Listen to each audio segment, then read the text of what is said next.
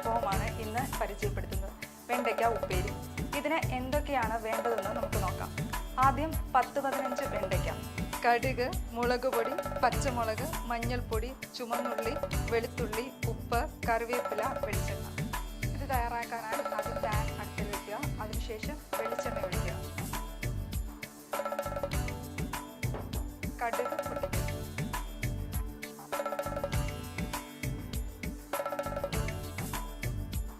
ഇനി നമുക്ക് ഉള്ളി ഇടാം.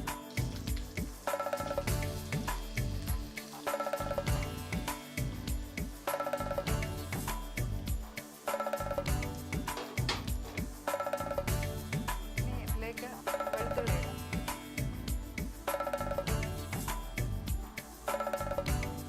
ഇനി നമുക്ക് വെണ്ടയ്ക്ക ഇടാം.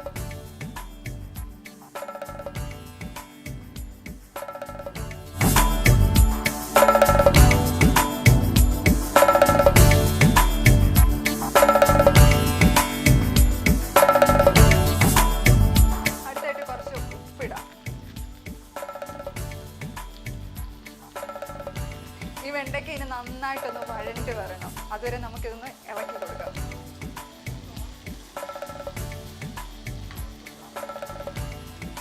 അപ്പം ഇനി ഇതിലേക്ക് നമുക്ക് പച്ചമുളകും കൂടി ഇടാം.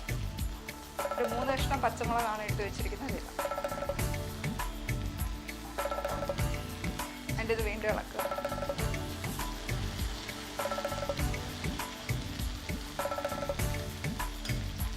വെണ്ടയ്ക്ക ഒരു വിധത്തിൽ വാടി വന്നിട്ടുണ്ട്. ഇതിലേക്ക് ഇനി നമുക്ക് മഞ്ഞൾപ്പൊടിയും മുളക് പൊടിയും ഇടാം. മുളക് പൊടി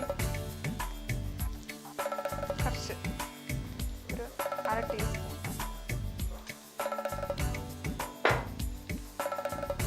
ഇനി നമുക്കിതിലേക്ക് മഞ്ഞൾപ്പൊടി ഇടാം. മഞ്ഞൾപ്പൊടി കുറച്ച്, 1/4 ടീസ്പൂൺ.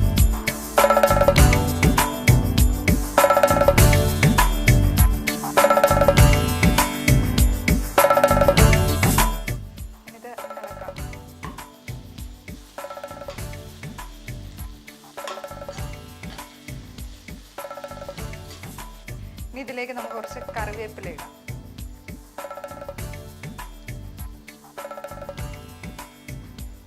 ഇത് നന്നായിട്ട് മിക്സ് ചെയ്യുക.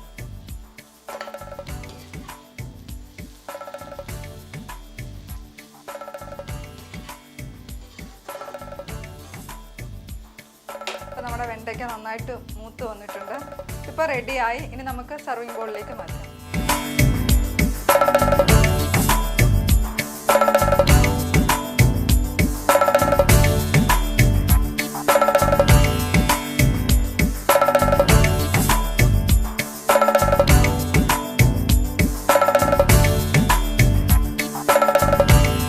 സ്വാദിഷ്ടമായിട്ടുള്ള നമ്മുടെ വെണ്ടയ്ക്ക ഉപ്പേരി ഇവിടെ റെഡി ആയിരിക്കുകയാണ്. ഈ ഓണക്കാലത്ത് ഇത് എല്ലാവരും ഒന്ന് തയ്യാറാക്കി നോക്കണം.